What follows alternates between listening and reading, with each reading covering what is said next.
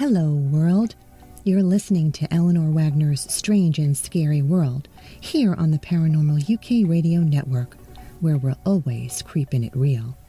I'm your host, Eleanor Wagner. Welcome all to my paranormal closet where the stories and magic take place. Today's guest is a veterinarian and medium who specializes in location and historical mediumship.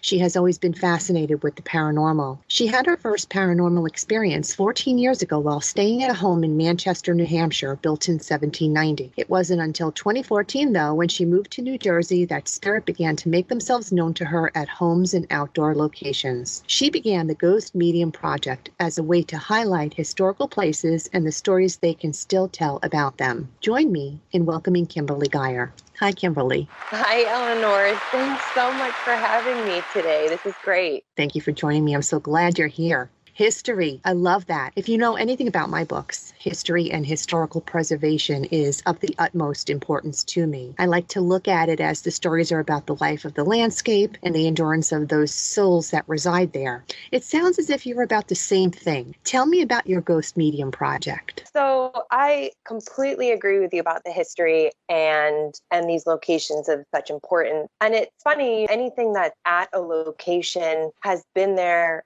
because of events or people who have lived there in the past. So any kind of paranormal activity, any kind of experiences that people are having, it's because they're connected to somebody who was there before us. This connection to history, for me, it's been such an opportunity with doing the paranormal and having these experiences of reconnecting back to, okay, what was here before? Why did they build this house this way? What was their experiences like? How did they live and on the land? All the way back for me, even to the indigenous Native Americans that I've been able to experience. So yeah, I completely agree with that, with the connection with history. It's been most fascinating for me. And what is your Ghost Medium project? My Ghost History Medium project it's funny. It kind of started as an excuse as a way for me to practice, honestly. Although I was starting to have experiences, more prominent experiences outside at locations, no buildings around, stuff like that. And then also in these historic buildings. But this project, really, I was looking for a way to practice my mediumship. And when you're dealing with a lot of history, it's not so often that you have like a local historian following you around. I know you have a lot of contact with local historians and stuff. I, as having not been in the field for as long, I don't have anybody that I can just call somebody up or have them come out with me. So I just started going to these places that were really attracting me, and just kind of on camera, my husband would come with me, and on camera, he would just video whatever I got or whatever was happening or what was around us. And then I did post it onto YouTube, and then weeks, months, sometimes many months later, depending on how in-depth the history was, I would go back to the history books to try and find that evidence. Because in mediumship, I really think it's very important to have that evidence-based confirmation to what you're getting. And if you don't have a sitter in front of you as a one-on-one sitter contact, the history books are kind of, and the historians and people who have had firsthand encounters, they're kind of my sitters, giving me that confirmation for these locations as they're kind of bringing to my attention different aspects of them.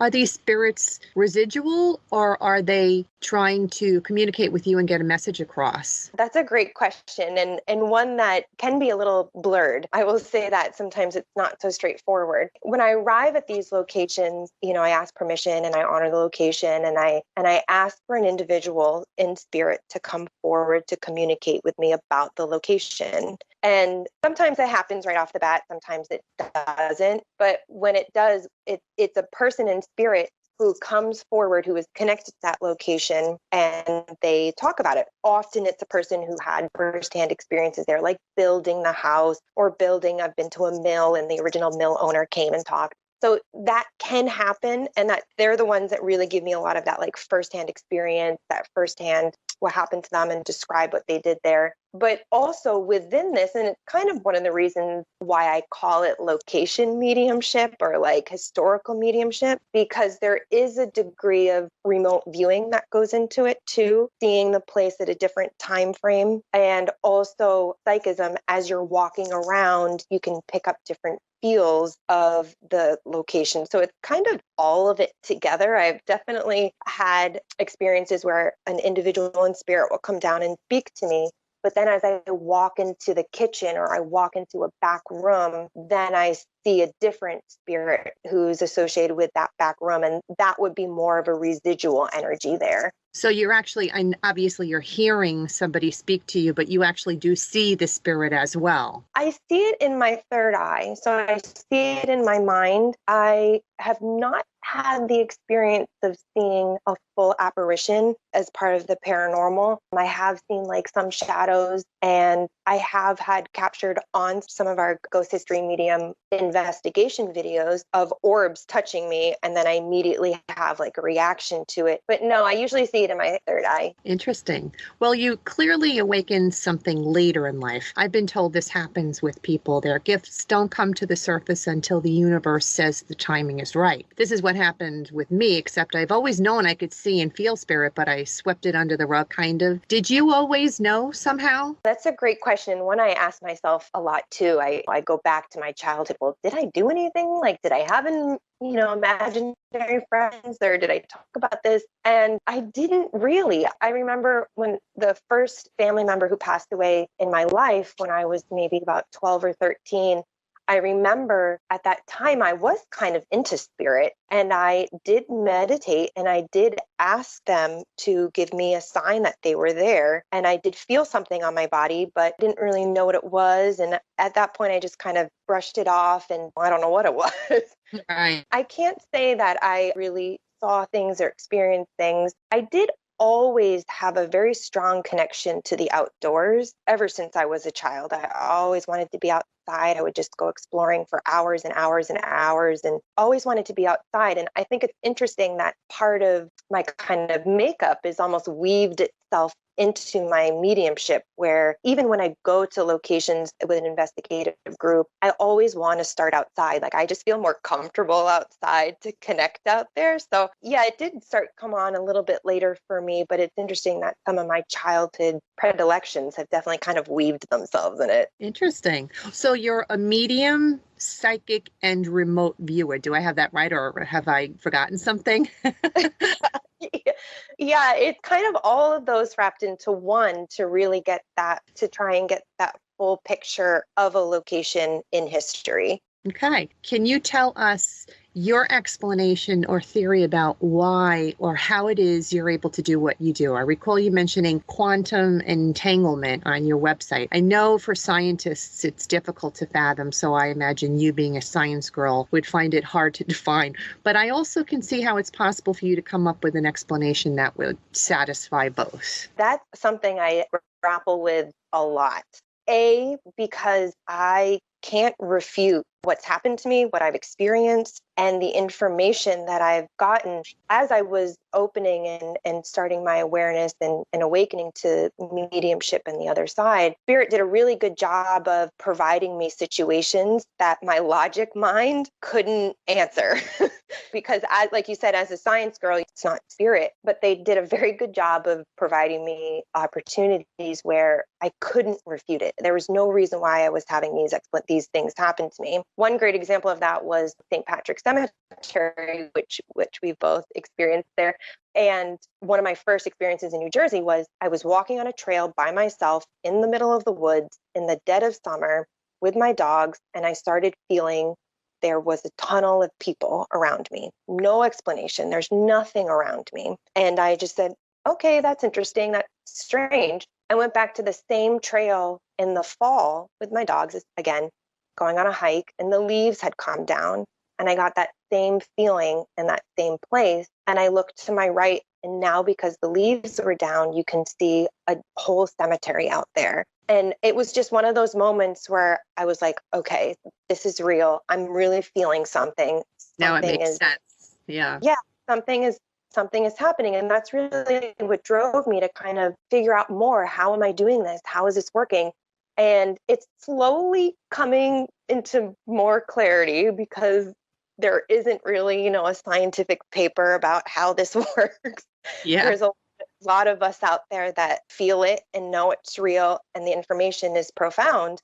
And how it's starting to come to light is along the lines of quantum physics. And I think we've recognized that for a while, that quantum physics is going to somehow be able to answer how we're able to do this. And it's interesting, the blog post you're referencing is an article I just read in Scientific American. Yes, I read Scientific American. Yes, my father reads Scientific American and my grandfather read Scientific American. With that, nothing wrong with that.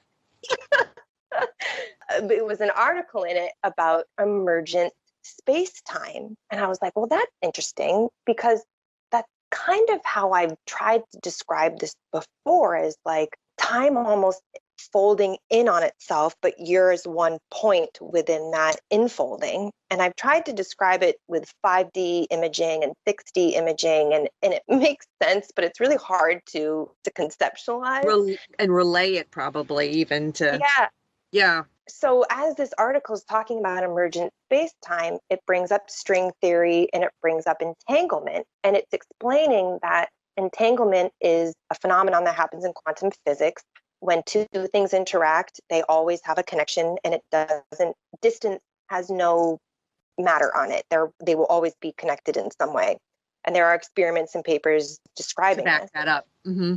Yeah. And how they use it is, the more entangled two things are, the shorter the space-time continuum is. And I was like, well, that's so interesting, because I think in mediumship, we always talk about having anchors, having a connection. It has to be your loved one. It can't just call up Elvis anytime you want. And just, darn it. So I thought that was so interesting, that the more entangled you are with somebody, the shorter the space-time continuum and the more accessible that information can be as it emerges and as it kind of comes from the history of it. So for example, going to a location, you're already entangling with the location because you're there. Locations kind of act as my sitter, and that's my entanglement. Whereas if I'm communicating one-on-one in one-on-one mediumship, my sitter is entangled with their relatives. And that's how we get that kind of shortened connection to reach out to each other. So I'm still kind of formulating it. It's interesting, but I think eventually we'll be able to really explain all of this with quantum physics as it unfolds. And then again, is that spirit trying to get a message through to you? Do they want to just be acknowledged? I know most of the time I'm finding that they want to be acknowledged, but do you find that they have a purpose, a reason for wanting to connect with you, or is it just to be acknowledged? I agree. Most of the times for me too, it's they just want to be acknowledged, or they just want to acknowledge the factory they built. They just want to be there to describe what they did. Or the experience that they had, right? The experience that they had. When we go to a location of trauma, a lot of the times those spirits come through to explain what it was that happened to them, why it happened to them, and how they don't want it to happen again. They want to prevent it from happening. And once they do get that point across, it's like they've finished business. You know what I mean? Absolutely. And I've experienced the same thing too. And I would say occasionally I do have spirits come forward with a message. And one place in particular I can think of is the Bhutan Gorge. I don't know if you're familiar with that video, but there's a gorge in the town of Bhutan, and a young boy spirit came to me, and he had a very, very urgent message of the barriers aren't good enough. And it was kind of took me aback, because you're right. Usually they just kind of want to tell their experience, have them be known, have their kind of existence be acknowledged, which I think us living, we just want to be seen and heard too. So right. It's very similar. But this young boy did have a message of the barriers are not working. And it was maybe a month or two later that a young boy and his mother drowned in that same area, because there was because there was no fencing and no barrier. There wasn't any there. So every once in a while that will come forward, but usually what a shame. Similar experience. We were at the Rockport train wreck site, and the spirit that we connected with there said the reason why he hangs around there is because he wants to prevent any other train accidents from happening. Now, I know it's not a passenger line anymore. It's just for, guessing, commercial use and transport use. But even still, Spirit doesn't know that. He just knows that a train comes through there, and he wants to make sure that the same thing that happened to him in that accident doesn't happen to anybody else, which is kind of cool. Absolutely. It's really interesting that they think of that on the other side like that. Yeah, they do. And I love that story. And we have protectors on this side and protectors on the other side as well. Very true. Well, I think of all of our loved ones that have passed on are our protectors. They're with us always. In fact, I had spoken to a friend at work today whose father had passed away this day, I think probably maybe 10 or 11 years ago. And it's a struggle for her every year on this day. And I pulled her aside. And of course, I gave her a hug. But then I said, you got to just remember that they're always with us. They're here. So it's not like they really left. I mean, you may not physically see them in life, but they're there. And sometimes I can even forget that and need these gentle reminders by little nuances that they might present themselves to me. And I'll be like, oh, yeah, that's right. You're here. So they're always protecting us. Absolutely. Yep. You said 14 years ago you discovered you can communicate with spirit. What exactly was happening to you in that circa 1760s home in New Hampshire? This is a very interesting story, sort of. But this house, now that I've done some research on it and getting a little bit more history on it, it was built 1790, but probably before that. It was a part of the earliest street in Manchester, New Hampshire, and the biggest city in New Hampshire, which isn't the biggest city regardless, but it's the biggest city in New Hampshire. Did you say trades? It was biggest trades? One of the biggest cities in New Hampshire. Oh, today I see. is the biggest city of New Hampshire today, which isn't a very big city because it's New Hampshire, but it's the biggest one they have. Gotcha. Yeah. So this was my ex. This was his family's house. So I would stay there. And because of their values, I wasn't able to stay in the same room as him. So they would have me stay in a different room. And I stayed in one of the back rooms. And in a lot of old homes, they have the back room with the help stairs and where the servants lived. So that was kind of the room I was staying in. And I didn't know anything of it, no problem. And I started having night terrors. And I've never had night terrors in my life. And I've never had night terrors since. I was having night terrors, waking up in a pool of sweat. The sheets were soaked, the bed was soaked. I couldn't sleep. I had difficulty sleeping. I thought it was no big deal. Then one night I heard footsteps coming straight through the hallway into that bedroom. It was pitch black. I thought it was my ex at the time walking in. I called out his name to see if it was him. No answer, nothing. And at this point, I'm like, okay, what going on? I heard footsteps. And then like 5 minutes later, he came in and he said, and I said, did you just come in the room? And he said, no. And I'm like, somebody definitely just walked into this room. I heard footsteps, no doubt. So at that point, I was like, I can't stay in this room. So then I moved rooms. I kept having experiences in the other rooms. And then it got to the point where I said, I can't stay in your house anymore. Like I couldn't sleep. That was always entertaining on Sunday dinners of, oh, yes, you think there's ghosts in our house, right? So the family hadn't ever experienced anything themselves before? It's interesting because they did, but they never really talked about it. So when I started talking to them about it, everybody had their own little weird things that they had experienced in the house. Yeah. But it wasn't something that they normally brought up. Yeah, weird things of like, oh, we would play these games, like how long can you stay in this room alone? And I was like, those aren't normal. Really? Oh Yeah. my goodness. So that was my first like, okay, I heard something is happening. Right. Wow, that's crazy. Well, see, now that could be just somebody thinking of it as this traditional haunting, not necessarily an awakening of sorts, but you realized in you that's what it was and took it a step further, because everybody has the ability to experience that and communicate, but a lot of people shut it down. A lot of people just deny it, don't want to believe it. And so there you have it, the disbelievers. But if everybody would have just embraced it, imagine all those people that would be able to energy in one room. I mean, I even know that when we get together as a group, or even when we collaborate with you guys, it's an even larger group, just that energy together really makes things happen. I mean, I don't think we've ever been on an investigation together where all of us didn't have something that was a major experience that we could talk about.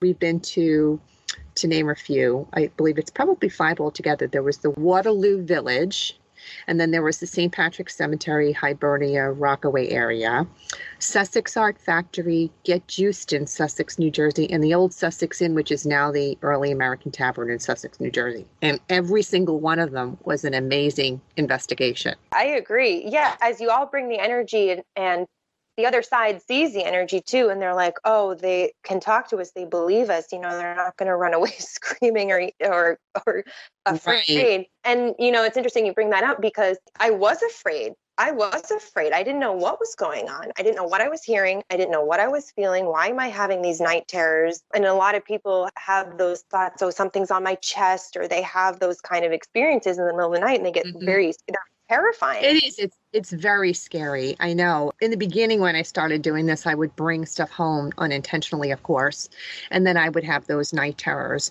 and it's very frightening when you experience it.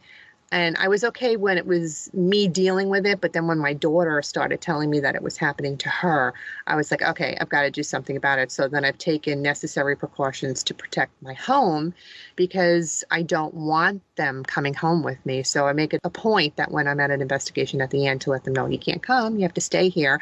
And then I also have the protective stones and the rocks and the oils and all of that. I mean, that doesn't always do it, but at least I'm taking some sort of precautions, because it's not fun experiencing those night terrors at all. And I think it combines with my science mind that I was just so curious of, how is this happening? Why is this happening? Who are these individuals? What am I hearing? And that really drove me to logically and also experientially figure out more about this, and to try and be able to figure it out. And I will say, the more I experience and the more I recognize, the less I'm fear there. I very rarely at this point have fear. I mean, the startles, like if something drops, that's different. Sure. But I don't, I just understand it better. Of you've honed in on things, and you're in tune with it more. I find that too, that once I started really getting into the investigations and getting out there and being around that energy and experiencing it, I'm becoming more comfortable with it, less afraid, and more understanding of what it is that I'm capable of doing. And I've always said since the beginning, I don't feel like I'm nearly as gifted as the people that I've been working with, but I'm getting pretty darn good now. And I think it's probably because I'm around that energy and I'm like a sponge. I absorb all that experience and want to learn more about it. I mean, that's what I feel like my group is about. I feel like it's about giving that spirit the acknowledgement that they deserve, but also helping other people like you and I, who are just these ordinary individuals that have come out of the woodwork and have had their own experiences, have done their own investigations. I mean, nobody really knows anybody else's experience but those people who have experienced it. And some people have been experiencing it for 40 years, and some are newer than that, but they've all had something happen to them that they've embraced and have been trying to figure it out. And when they're given the opportunity to be a part of a group that's doing these things that they want to learn about, they jump at the chance. And I like to help nurture that as well, because I want to learn more myself. Yeah, wonderful. Exactly. We're all kind of just piecing this together, and the more goodwill and the good heart and the good intentions you go into it with, the more that it's going to come out, and we're going to help us on this side and spirit on the other. So yeah, I absolutely agree with that. Everybody's experience is an important experience, and nobody's experience should be demeaned in any way. You know what I mean? Mm-hmm. Because it's theirs alone, and everybody's learning as we go along. And I think that's a great thing. I think that's like a camaraderie or a sisterhood or a brotherhood or whatever you want to call it, you know? We're all in this together.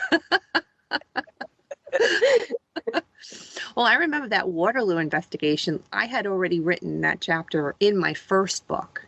So going back with you was my second or third time that I was there. And it was an entirely new experience for me with you guys, because I had learned about some of the people that actually lived in the homes that I had never even known about when I wrote the first book. Because in the first book, when I wrote that chapter, it was really people having shared their experiences with me that had been there over the course of time, maybe walking their dog in the park, or somebody who was there on one of the house tours, and she was sensitive like you and I and had this experience that she couldn't really explain. And those were the stories that I was telling in that chapter at that time. And then I had gone there with family members because I really wanted to check out this place myself. And if anybody is in Sussex County and would love to see old historical buildings, it's the place to go. It's called Waterloo Village, and it's a beautiful experience, especially during the spring and the fall. And that was my first time going there. And I took a whole bunch of pictures because I wanted people to actually see these gorgeous homes that are being rebuilt and refurbished to look the way they were back in the day. And then when Richie Michela invited me to meet you guys for the very first time, Waterloo Village is where we went.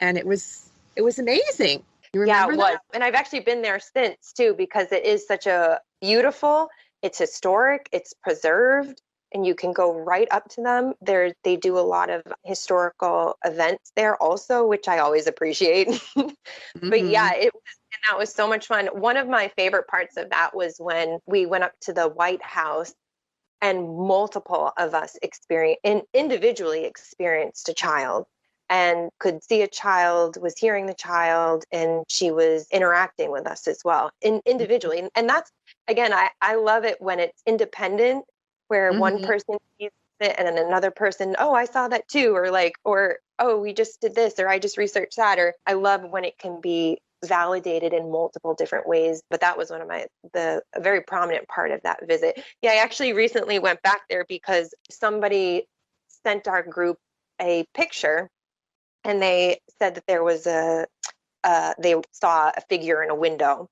Was it a little child? Was it a child? I don't think so. Because I had somebody send me a photograph as well. They were a ranger that was working in the park at the time, and they don't want them talking about this kind of stuff because they don't want anyone to talk about the location being haunted. And so she said, you really can't say anything, but I wanted to share the picture of you. We caught this picture in this abandoned one of the houses. It was empty, of this child in the window. And she sent me the picture, and it's this little kid on the top floor looking out of the window. And I was like, oh, shit, that was like definitely why I was going to write this story in this chapter in the book. So I went online looking for other people to share their stories with me about Waterloo Village, and that's why the chapter was created. Awesome. I don't know if it was that picture, but somebody did send us a picture. And again, because I still really like evidence and backing things up, I drive by it. So I was like, I'll stop by and see if there's anything in the window that could be making explain it like away. Sure. Right. And so I went there. It wasn't in the White House. It was in a different house, because I remember them having like Halloween decorations in the windows, and it actually was a werewolf in the window. And so we emailed this person back, and we're like, oh no, we do see that, but no, it's actually a werewolf in the window. I was one of the Halloween. Yeah, it was one of the Halloween things, but I actually was so grateful to go back there because it's such a beautiful spot. So I actually spent probably like another 45 minutes just walking around and enjoying it because it's so pretty. I remember the woman spirit that we caught in one of the homes who was worried about her garden. She always used to love gardening. Of course, there's no garden there anymore. It's just grass, a grassy knoll. But in that home, we specifically learned about her taking care of her garden and hating that the school children would walk through her yard to get to the schoolhouse. Do you remember that? I do. I do. Yep. And then a lot of spirit following you around the property. I mean, when we took pictures, in a lot of the pictures of the mediums, you could see this misty fog of a spirit just around the group, wanting to be around all of the mediums, which is a really cool photograph too, to just see that. Totally. And one of the reasons why I believe that that location is so active, and what I find happens a lot with history, is that history layers on top of it. So energy layers on top of energy over time. But if a place like that, where it's kind of halted in time, or only a few people have lived in that place and it's been kind of preserved as is, I find that the energy there can be a little more accessible and a little more pure, to say. Oh, So that's a good way to explain it. Sure. I could see that. yeah, so it's a little easier for spirit on the other side to interact there, because it's similar to how it was. There's not much that's really changed, and there wasn't much history on that land before those houses went there. So it's almost like it's like a moment in time that's been kept there. It's very cool. You feel that way when you walk there. And I know one of the stories that I had, the woman not only experienced it when she was walking through herself, but her dog was reacting to the spirit. So that was going to be a question I wanted to ask you.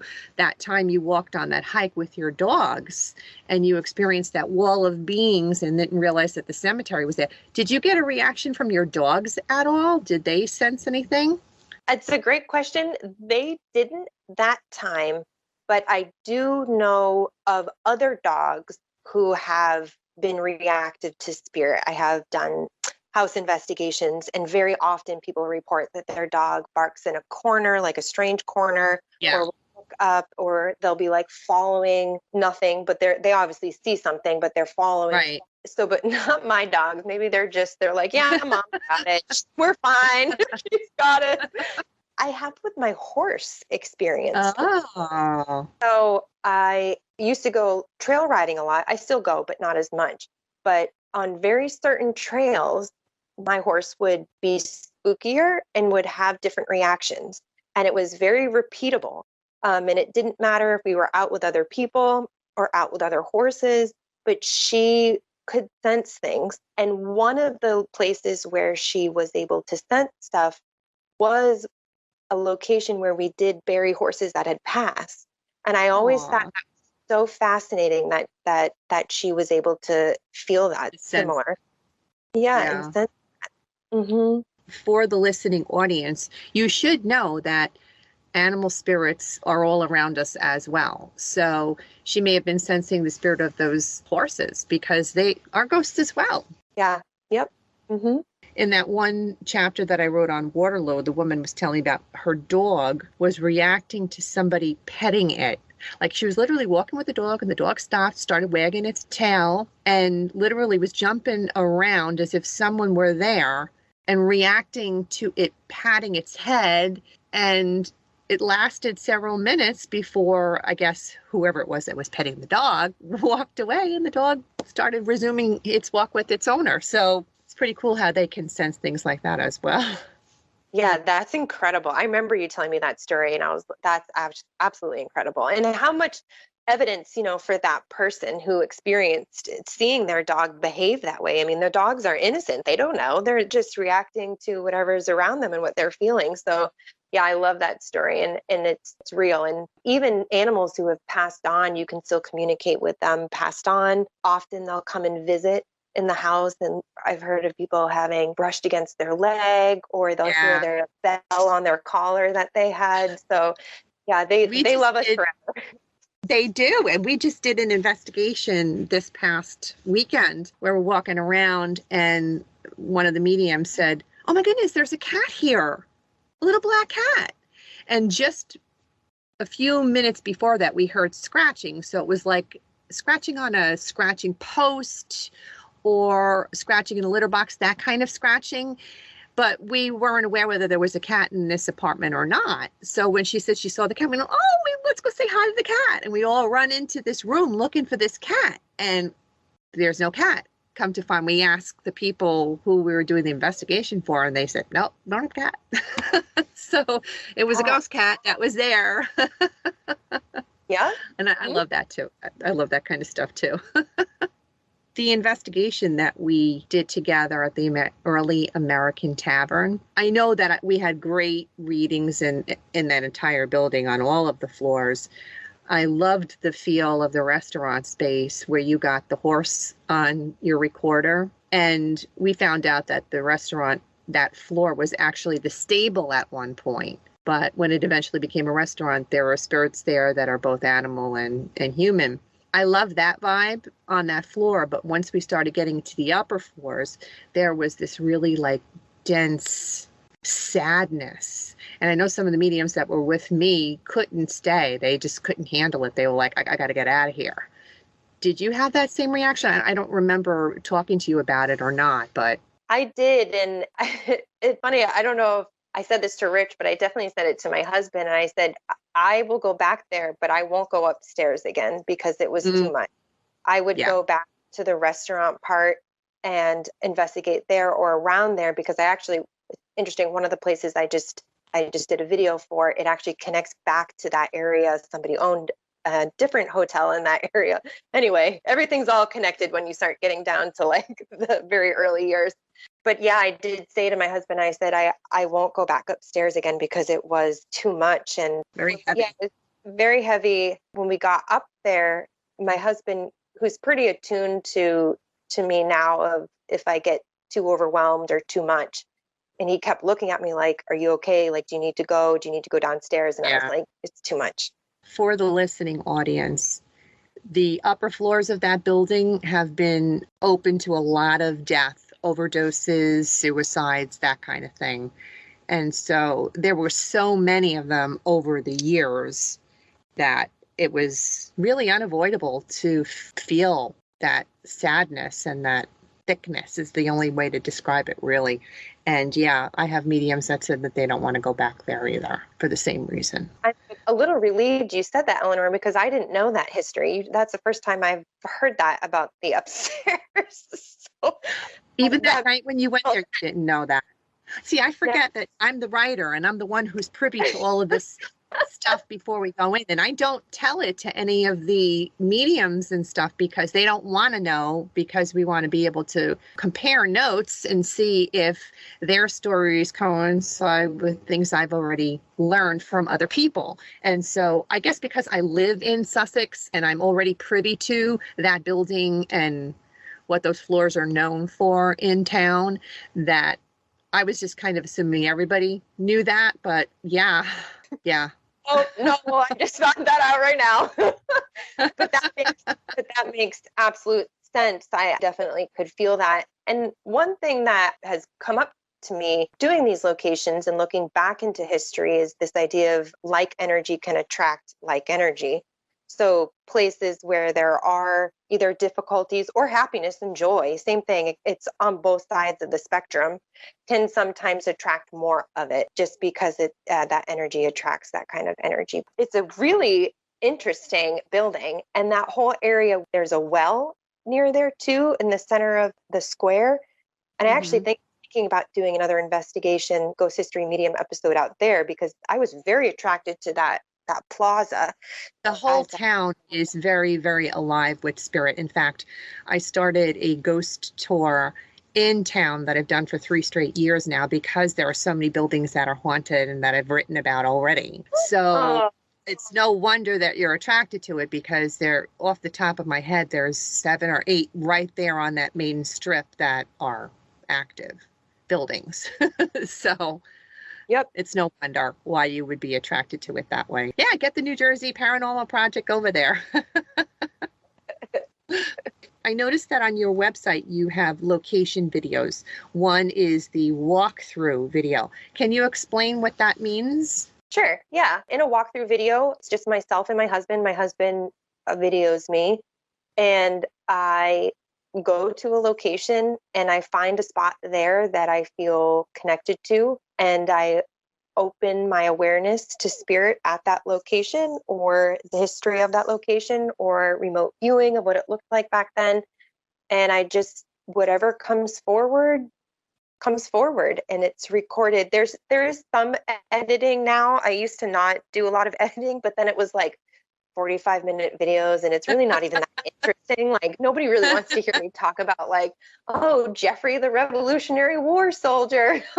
So I shortened a little bit now to do a little bit of editing. Yeah, I'll do like a short little walkthrough maybe first. Sometimes I don't even do that. I just sit down and just go. And then what is the investigation reveal video? The investigation reveal, after I do a location and edit it and put it out there to YouTube, then I go into the history books and I start researching to validate some of the information that I was getting. For example, I just did a video walkthrough at Fairfield, Connecticut, the historic Greens.